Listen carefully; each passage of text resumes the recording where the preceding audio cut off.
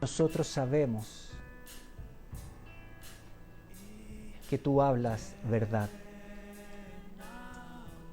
Señor, yo te pido que en esta tarde seas tú, Señor, alineando nuestro corazón a tu corazón y permitiéndonos, Señor, tomar lo tuyo y hacerlo parte nuestro. Porque queremos, Señor, prepararnos para cuando tú vuelvas. Espíritu Santo, sé tú hablando lo que es del reino, lo que viene de lo alto y lo que trae vida. Ponemos esta palabra delante tuyo, Señor. Amén.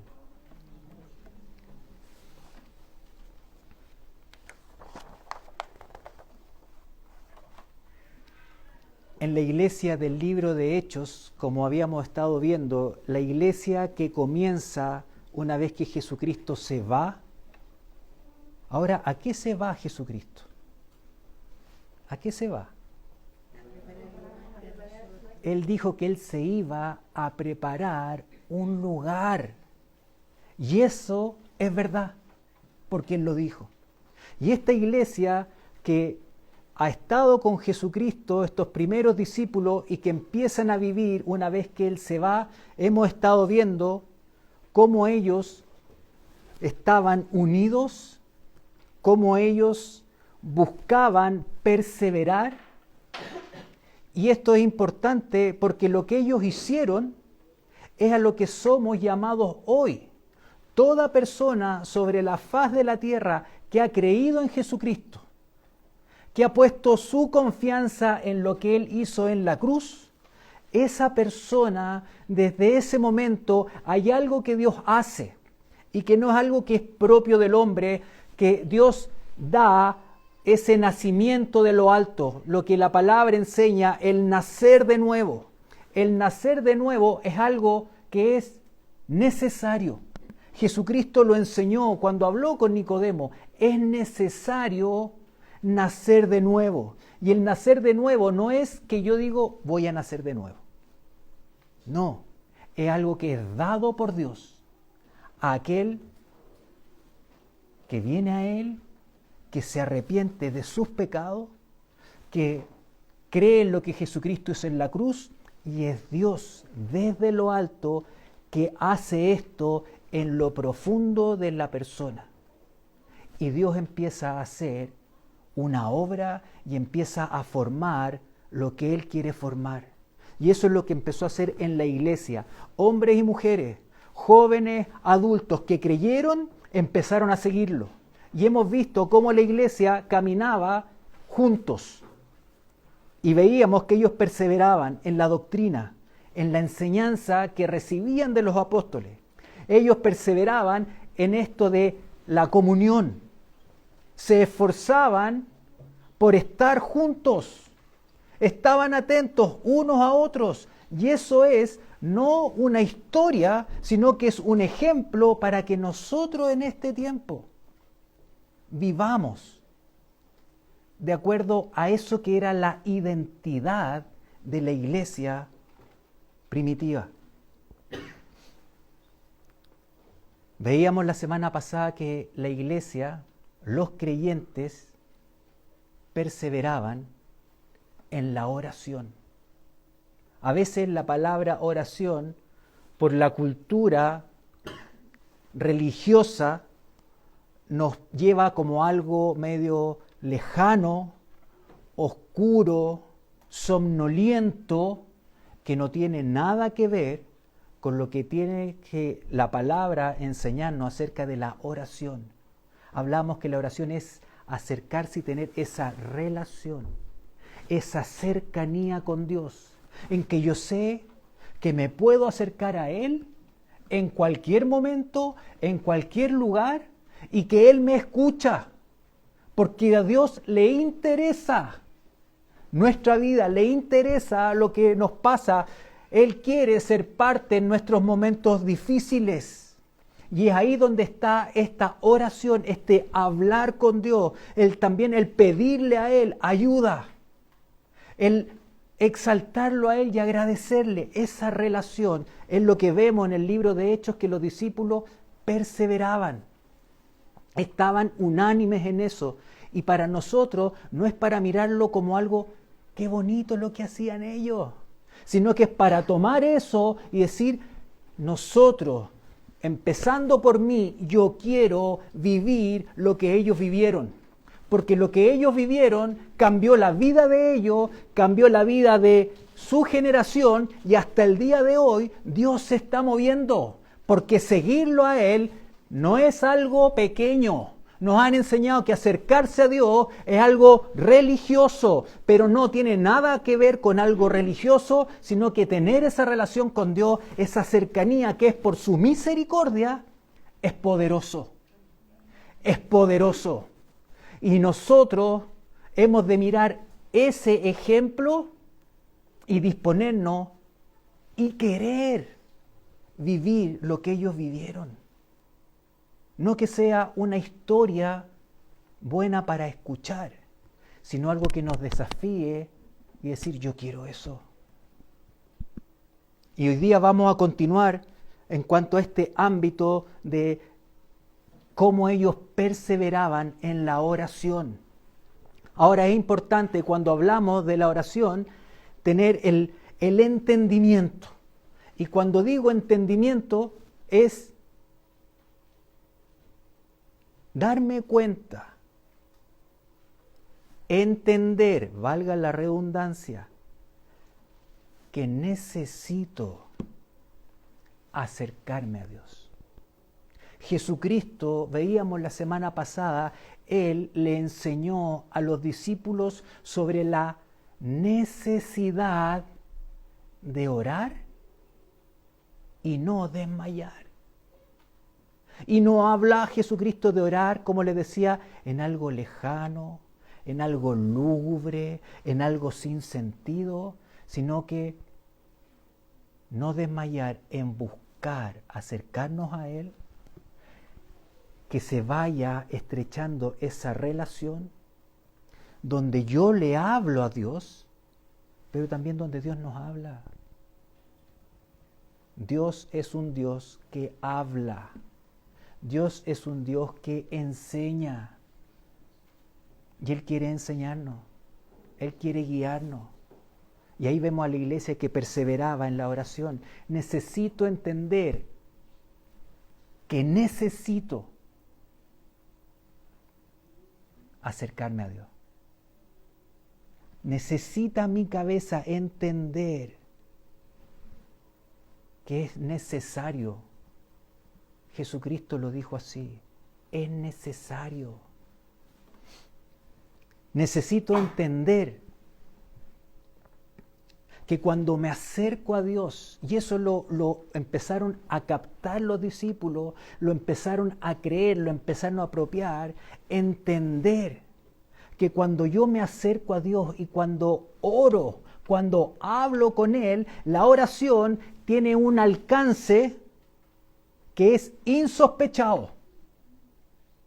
No es algo pequeño, no es algo intrascendente. La oración es algo que tiene poder, porque la oración viene de Dios, y eso es lo que ellos tenían entendimiento, que no había límite. ¿Y eso de dónde lo sacaron? Vamos a ir al Evangelio de Marcos, capítulo 11. Jesucristo, cuando estaba con los discípulos, enseñando las verdades de su reino, dando a conocer que Dios es un Dios cercano, con respecto a la relación del hombre con Dios a través de la oración, vamos a leer en Marcos 11, 24. ¿Cuál es el alcance? ¿Hasta dónde puede llegar la oración? Dice, Por tanto, os digo,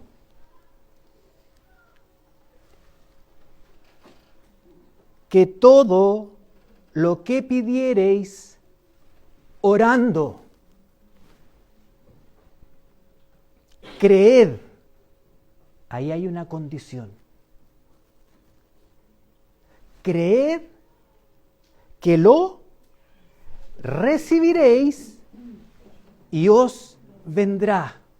Ahí está, en ese creer está implícita en la oración la fe. La fe.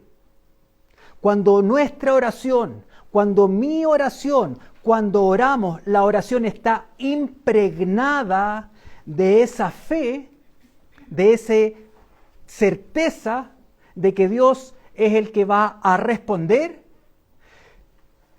lo que dice la palabra es todo lo que pidiereis. El alcance que tiene es insospechado, ilimitado y poderoso. Poderoso. Necesitamos orar con convicción, con fe, porque cuando hay oración con esa fe, con convicción, se desata el poder de Dios, haciendo lo que el hombre no puede hacer. Y lo que Él quiere es que nosotros podamos ver y vivir, como nos hablaba Andrés, cuando Dios en el ámbito de la economía, de las finanzas, dice, probadme. Dios quiere que lo probemos a través de la oración, que creamos que todo lo que le pidamos a Él, si está en su voluntad, Él lo va a hacer. No es algo pequeño, sino que es algo poderoso. Hacerlo con convicción, con la visión que Dios tiene respecto a lo cotidiano. Y lo que Dios quiere, y está en su corazón, es que ninguna persona se pierda. Él quiere que todos puedan venir y ser reconciliados con Dios.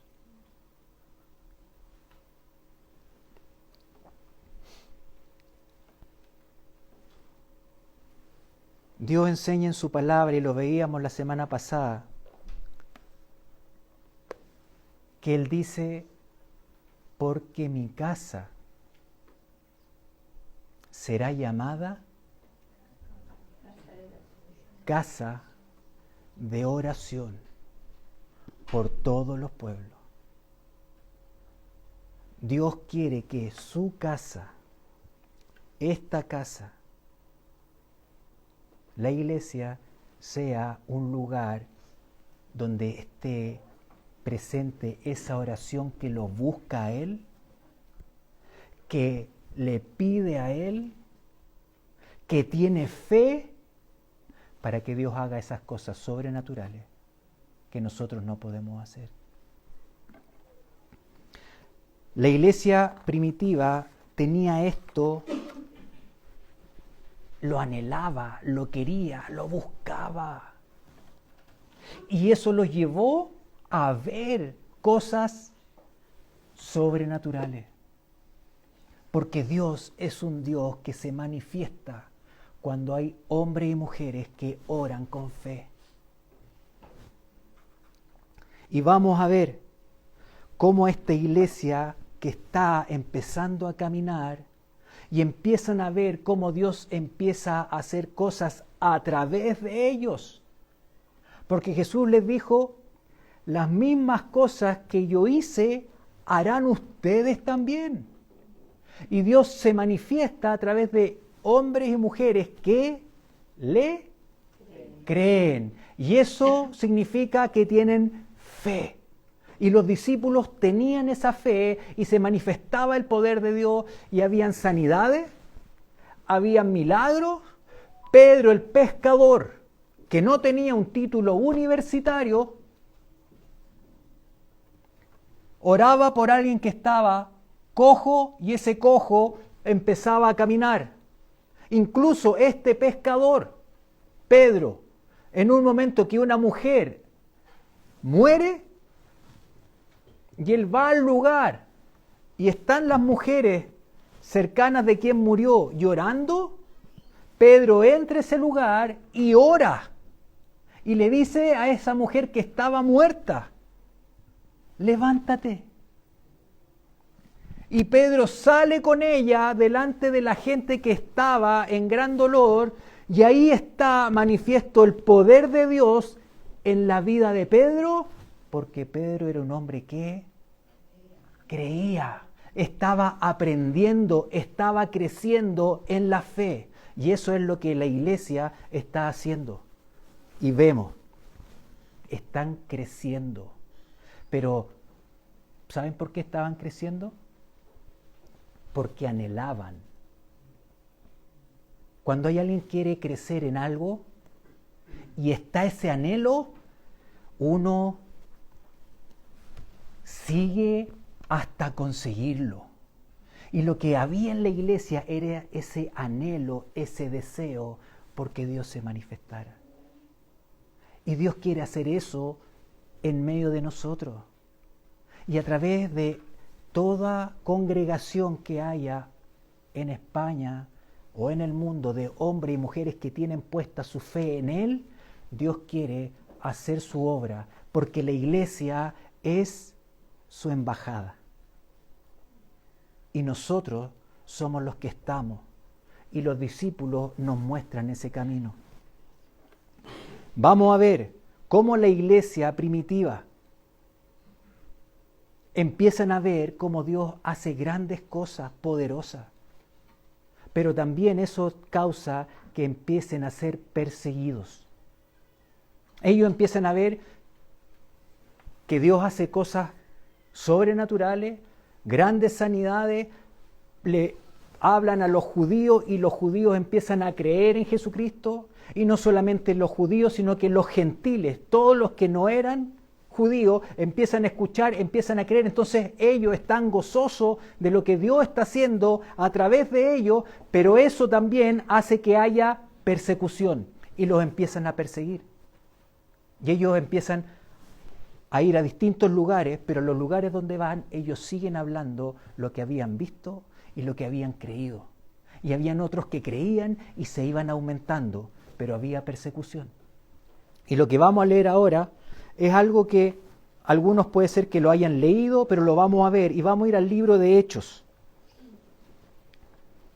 en el capítulo 12. Y vamos a leer desde el versículo 1, teniendo presente lo que Dios está haciendo a través de la iglesia, donde ellos están viendo que Dios se está moviendo, está haciendo cosas, está alcanzando a judíos, a no judíos.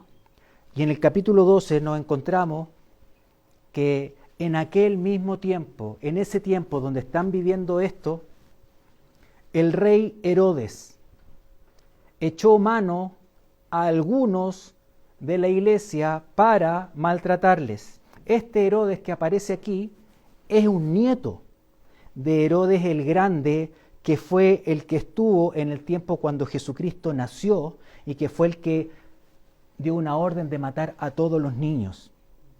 Este Herodes que aparece aquí es el nieto, es Herodes Agripa I. Y este Herodes Agripa I lo que hace, echó mano a algunos de la iglesia para maltratarles y mató a espada a Jacobo, hermano de Juan. Y viendo que esto había agradado a los judíos, procedió a prender también a Pedro. Eran entonces los días de los panes sin levadura, una fiesta de las que Dios le ha dado al pueblo de Israel en la que ellos estaban participando. y habiéndole tomado preso, le puso en la cárcel, entregándole a 4 grupos de 4 soldados cada uno, para que le custodiasen, y se proponía sacarle al pueblo después de la Pascua. Este Herodes toma a Jacobo, que es el hermano de Juan, y lo mata. Y se da cuenta que esto le da gran favor con el pueblo. Fue algo que vio que políticamente tenía un buen resultado. Entonces dijo, como veo la respuesta por lo que hice con este Jacobo, tomó a Pedro. Y lo tomó para hacer exactamente lo mismo que hizo con Jacobo. Y vemos esta situación. Y en el versículo 5 dice, así que Pedro estaba custodiado en la cárcel, pero la iglesia, ¿qué hacía? Hacía sin cesar oración a Dios por él. La iglesia, a veces nosotros cuando leemos esto, cuando uno lo ve a la distancia, cuando uno no está en carne propia, no captamos lo que ellos están viviendo. Jacobo, uno de ellos, ha sido tomado, ha sido matado. Toman a Pedro para que siga el mismo camino. Y ellos, dice que hacían sin cesar oración a Dios, toman esa posición a la cual Dios ha llamado a los creyentes. Ahora voy a hacer un paréntesis, porque a veces existe la idea de que los que interceden es un grupo especial, que es un grupo que tiene un llamado para ser intercesor.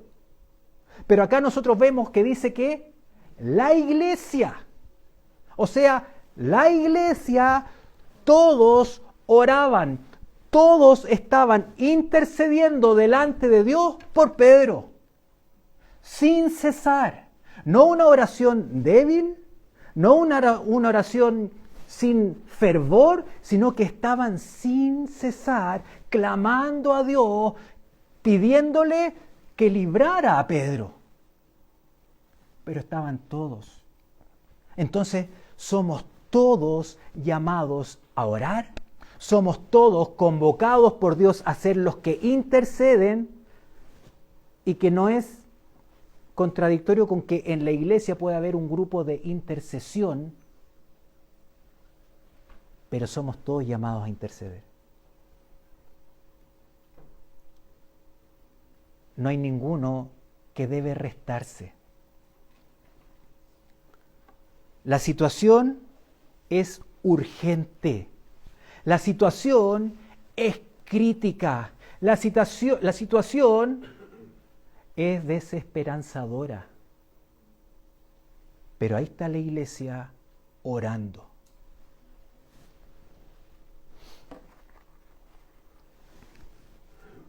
A continuación, en el versículo 6, y cuando Herodes le iba a sacar a Pedro, aquella misma noche estaba Pedro durmiendo entre 2 soldados. O sea, estaba Pedro durmiendo entre 2 soldados, o sea, un soldado a un lado, un soldado al otro lado. Y además, sujeto con 2 cadenas. Porque Herodes sabía que en algún momento en que también lo habían llevado a la cárcel, Dios lo había librado. Entonces dijo, ahora yo me voy a asegurar. Y puso 4 guardias de 4 soldados para custodiar.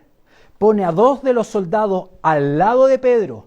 Pone a 2 que están afuera de la cárcel, más los grupos que están de guardia en las distintas puertas.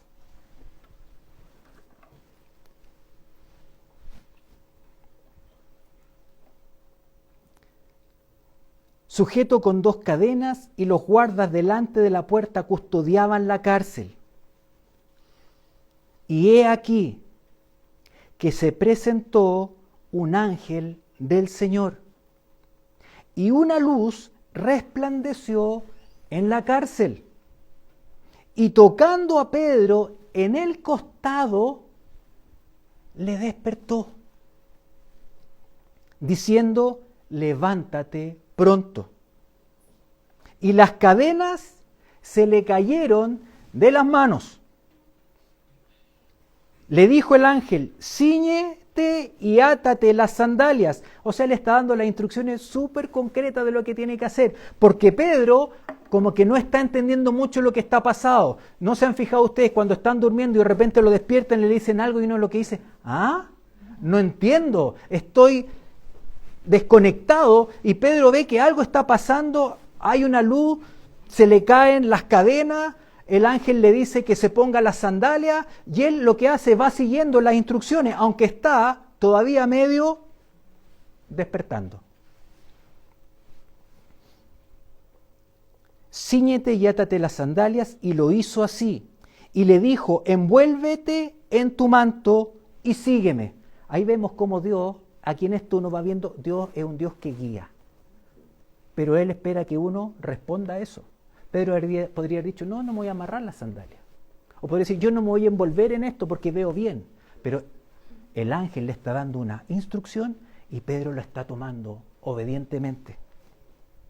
Envuélvete en tu manto y sígueme. Y saliendo, le seguía. Pero no sabía que era verdad lo que hacía el ángel, sino que pensaba que veía una visión. Pedro a esta altura todavía no sabe qué está pasando. Estoy soñando, no estoy soñando, es una visión, no es una visión. Pero él está moviéndose dentro de esa condición. Habiendo pasado la primera y la segunda guardia, llegaron a la puerta de hierro que daba a la ciudad, la cual se les abrió por sí misma, y salidos pasaron una calle, y luego el ángel se apartó de él. Lo que está pasando es una manifestación una y otra vez de cosas poderosas que Dios está haciendo. Dice que aparece el ángel, que se ilumina la cárcel. No sabemos qué pasa con los soldados, ellos quedaron, no estaban dormidos, pero ellos no captaron lo que pasaba. Y uno dice: Gabriel, pero eso no es lógico. Si hay una luz, yo la veo. Sí, eso es para lo que nosotros entendemos con nuestros ojos, porque Dios cuando hace cosas que son poderosas y que no tienen nada que ver muchas veces con la lógica humana.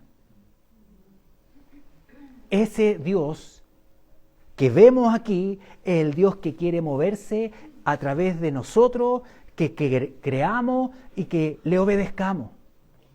Pero Él no hace cosas de acuerdo a la lógica humana, porque Él muestra aquí quién es Él y su poder. Se le sueltan las cadenas a Pedro. Dice que pasa en la primera guardia. La primera guardia tenía soldados que estaban de guardia. ¿Cómo pasaron? No los vieron. Pasó la segunda guardia y no los vieron. Y cuando llegan a la puerta de hierro, la última puerta, dice que la puerta se abre por sí mismo. En el original, cuando se ocupa la palabra por sí mismo, cuando la puerta se abrió, ocupa una palabra que nos va a ser familiar: autómato. ¿A qué le suena autómato? Automática. Es como que si Pedro fuera lo que hoy día pasaría con nosotros frente a una gran puerta de hierro. Si uno tiene el control remoto, uno hace ¡pic! ¿Y qué pasa con la puerta? Se abre por sí misma. Pero en esa época no había control remoto. Pero sí había uno que está en control de todo. Y ese es Dios. Y Dios manifiesta su poder. Y abre la puerta de la cárcel y sale Pedro. ¿Qué estaba haciendo la iglesia en ese rato? Estaban orando. La iglesia orando y Pedro viviendo esto.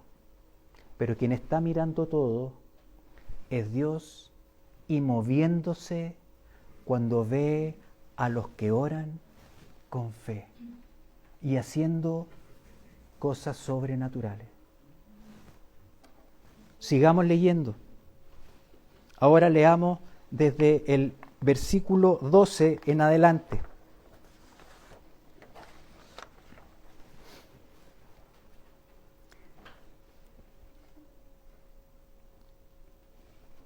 ¿Estoy bien? Sí. Y habiendo considerado esto, o sea, lo que había pasado, llegó a casa de María, la madre de Juan, el que tenía por sobrenombre Marcos, donde muchos estaban reunidos orando. Están orando de manera perseverante, están orando de manera insistente, están pidiéndole a Dios por Pedro. Cuando llamó Pedro a la puerta del patio, salió a escuchar una muchacha llamada Rode, la cual, cuando reconoció la voz de Pedro, de gozo no abrió la puerta. Reconoció que era Pedro el que estaba golpeando y fue tanta su alegría que se fue corriendo hacia adentro. Dejó a Pedro afuera esperando. Y cuando llega adentro, dice, dio la nueva de que Pedro estaba en la puerta. Llega a decirle a los discípulos, está Pedro en la puerta. Y ellos estaban orando. ¿Y qué sigue a continuación? Y ellos le dijeron, estás loca. Pedro está en la cárcel. Nosotros estamos orando por Pedro aquí. Pero él está en la cárcel y tú nos vienes a decir que él está afuera.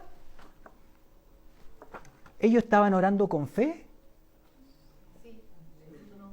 Aquí está, sí, no. Vamos a poner sí, no. Yo creo que sí. Pero ¿saben qué? A veces nosotros nos sorprendemos cuando Dios responde algo y dice, es que fue increíble lo que oramos por algo y Dios sanó a una persona y uno, está bien, porque eso es algo que no vivimos en forma natural, pero también tenemos que entender que Dios es todopoderoso y ese Dios está llevándole a Pedro a la puerta y cuando ella le dice, ¿está Pedro afuera? Le dice, no, estás loca. ¿Se dan cuenta cómo a veces nuestra cabeza funciona con una lógica que no tiene que ver con la de Dios? Dios se mueve en otro ámbito y Él quiere moverse en ese ámbito a través de nosotros que somos polvo. Y Él a través de este polvo quiere manifestar su poder para que muchos puedan creer en Él.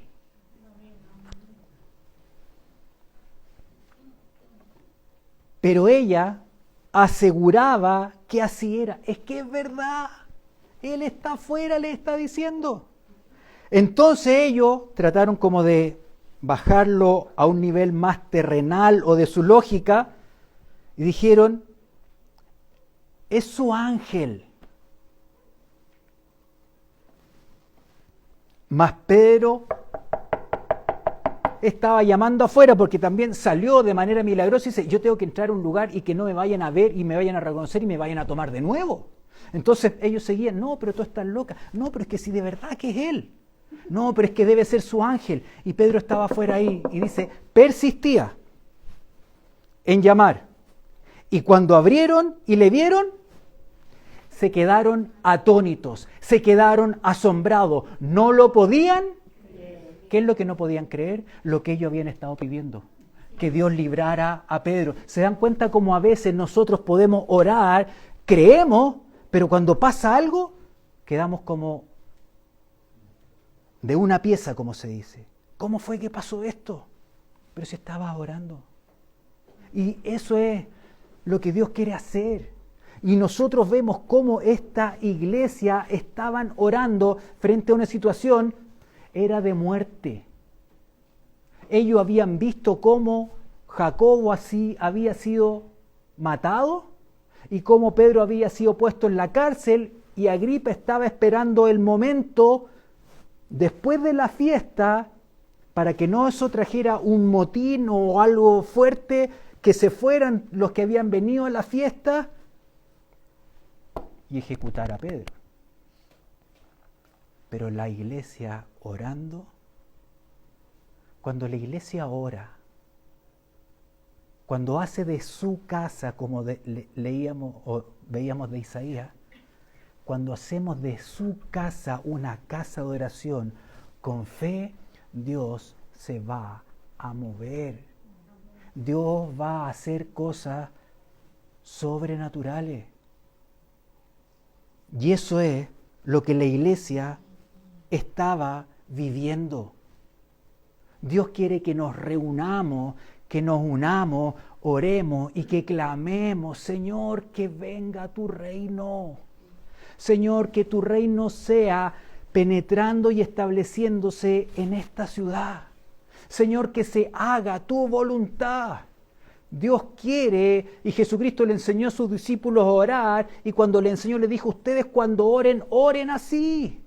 Y que sea una oración con insistencia, con persistencia, llena de fe, para ver que Dios es capaz de hacer que su reino venga y que las condiciones naturales que nosotros vemos en la sociedad o en distintos grupos puedan cambiar. Porque si Dios es capaz de hacer que Pedro, que está con 2 guardias, con 2 cadenas en su cuerpo, sea sacado, pasa una guardia, pasa la segunda guardia, se abre la puerta de forma por sí misma, ese Dios, eso que vivió Pedro le quedó grabado a fuego. Y no solo a él, sino que a los que estaban orando. Y eso los llevó a ellos a continuar para que Dios siguiera haciendo su voluntad y que su reino se estableciera. Y eso es a lo que nosotros somos llamados. Y eso tiene que ver con el buscar querer eso, anhelar eso. Yo quiero ver que Dios haga cosas sobrenaturales, que Dios se glorifique. Y Él lo quiere hacer con nosotros. Ese es el llamado. A ser los que oran con fe, que interceden con insistencia y que van a ver en algún momento cómo Dios responde a esa oración.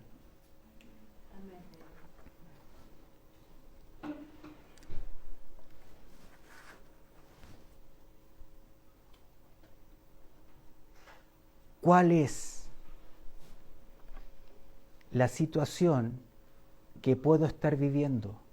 ¿Cuáles son las cadenas? ¿Cuáles son las guardias que hay? ¿Cuál es la puerta que yo digo frente a esta situación? No sé qué va a pasar, no hay esperanza. Llenémonos de fe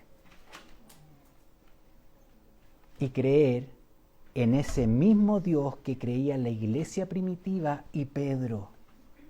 Porque Dios quiere hacer esas mismas cosas con nosotros también.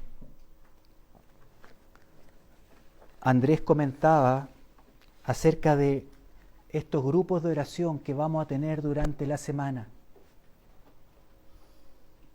Y va a haber de lunes a viernes. Antes también era de lunes a viernes, pero ahora vamos a buscar que sea presencial. La idea es que cada uno, si me puedes poner a lo mejor, Eduardo, la imagen de la oración, de los grupos de oración, que cada uno pueda ver en qué tiempo puede participar, unirse. No es que tengo que venir todos los días en ese horario, sino que ver qué momento. Pero sí, el día lunes solamente va a ser online. Los otros días, martes, miércoles, jueves y viernes, buscamos diferentes horas. Si hay alguien que dice, ¿sabes qué? Yo igual en ninguna de esas horas puedo. Ok, está bien. Pero también los domingos, los días domingos, antes de la reunión, de 11:15 a 11:45, aquí vamos a estar orando también. Entonces busquen y vean en qué día puedo venir y ser parte, unirme con los que están para que oremos como lo hacía la iglesia primitiva. Hay tanto por qué orar. Por los niños, por el país, por España, por la gente que hoy día no conoce de esta esperanza que hay en Jesucristo. Orar por las autoridades de este país. Hay mucho en lo cual Dios quiere manifestar su intervención. Y somos nosotros llamados a ser como fue la iglesia primitiva. Oremos. Señor,